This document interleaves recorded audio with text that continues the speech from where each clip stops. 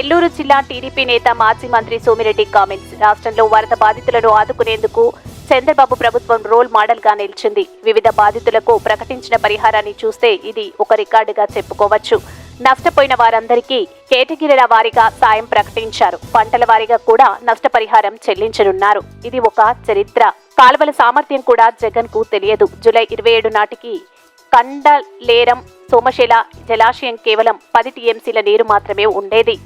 అలాంటి వారితో విచారణ చేయించడం ఎంతవరకు సబబు? ఇప్పుడు ఏవన్ను వదిలి ఎవరో కింది వారిపై కేసులు పెడుతున్నారు. ఈ విషయాన్ని వదిలిపెట్టే ప్రసక్తి లేదు. గనుల అక్రమాలపై ఇతర అధికారుల బృందాన్ని వేయించాలి. వరద బాధితులను ఆదుకునే దాంట్లో చంద్రబాబు నాయుడు గారి కూటమి ప్రభుత్వం రోల్ మోడల్గా నిలబడింది. నిన్న బాధితులకి అనౌన్స్ చేసిన నష్టపరిహారం చూస్తే ఒక రికార్డు. ఈరోజు total claims reported 9,088 claims, 71,54,00,000 decide చేశారు. ఇక్కడ గ్రౌండ్ ఫ్లోర్ సబ్మెర్జ్ అయితే 25,000, ఫస్ట్ ఫ్లోర్ అయితే 10,000, ఓన్లీ కింద ఉండే ఇంటికి 10,000, కిరాణా షాపులకి 25,000, రిజిస్టర్డ్ ట్రేడ్ ఎస్టాబ్లిష్మెంట్ MSMEలకి 50,000, ₹1,00,000 ఆ టర్నోవర్ని బట్టి, ఆవులు గేదెలకి 50,000, ఒక్కొక్క ఆవుకి ఒక్కొక్క గేదెకి 50,000, ఎద్దులకి 40,000, దూడలకి 25,000. ఎప్పుడన్నా చూసామా? ఇదొక చరిత్ర, రికార్డ్ ఇది. Cotton per hectare 25,000, groundnut 25,000, paddy 25,000, sugarcane first crop 25,000. ఇవన్నీ చాలా పెద్ద లిస్ట్ ఉంది. ఇంత నష్టపరిహారం ఇచ్చేదానికి ఎక్కడైనా గత చరిత్రలో మనం చూసామా?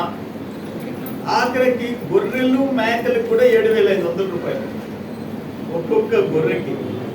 ఇక్కడ అరటి ఎకరాకి 35,000, పర్ హెక్టర్ 35,000, పసుపుకి 35,000, తమలపాకుకి 75,000, మిరపకి 35,000, జామకి 35,000, బత్తాయి 35,000. ఇది ఒక చరిత్ర.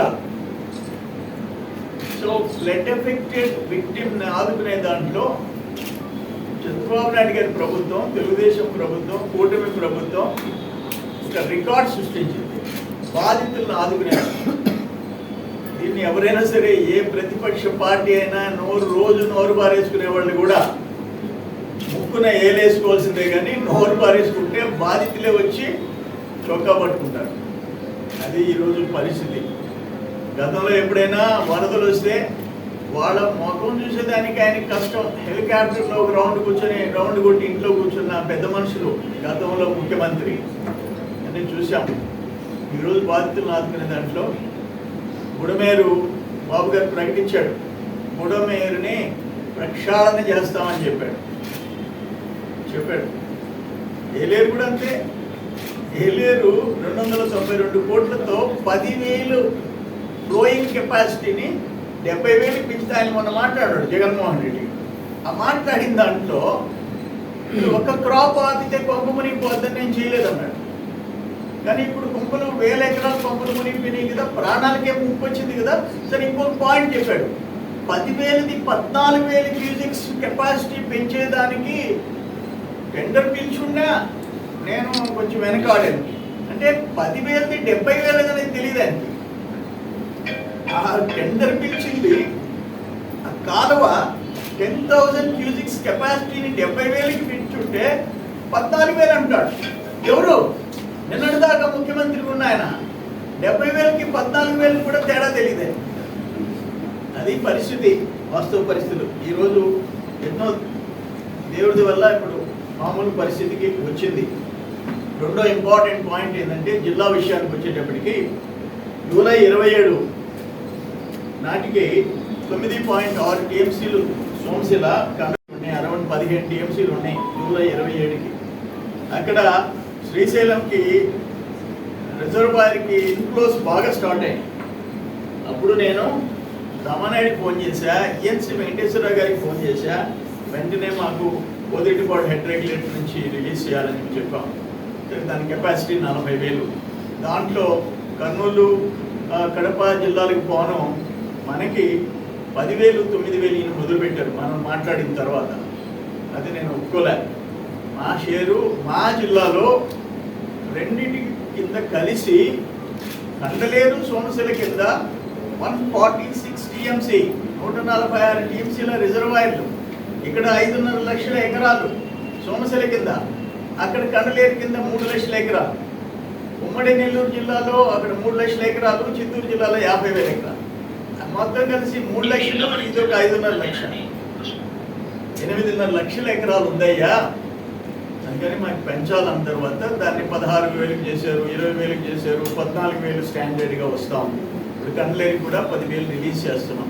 ఇప్పుడు రెండు కలిపి ఇది ఒక 51 టీఎంసీ అయింది, అది ఒక 14 టీఎంసీ అయింది.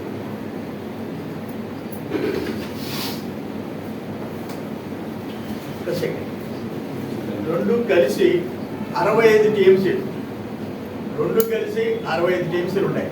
నా ఎక్స్పెక్టేషన్ ఏంటంటే శ్రీశైలం నుంచి ఇంకొక 15 నుంచి 20 టీఎంసీలు శ్రీశైలం నీళ్ళు ఎక్స్పెక్ట్ చేస్తున్నాం.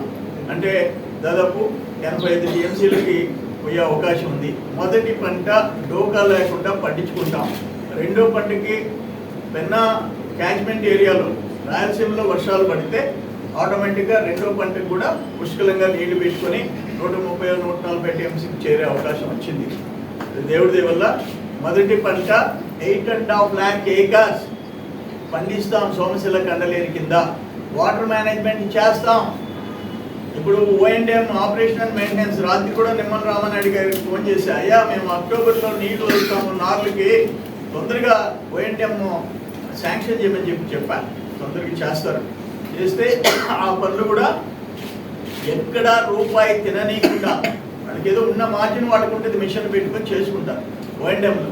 వాళ్ళ మాదిరిగా సెకండ్ క్రాప్లో 105,000 ఎకరాలకి 105,000 ఎకరాలకి. ఈ వీడియో కనుక మీకు నచ్చినట్లయితే లైక్ చేసి షేర్ చేయండి. మరిన్ని లేటెస్ట్ అప్డేట్స్ కోసం మా ఛానల్ ని సబ్స్క్రైబ్ చేయండి.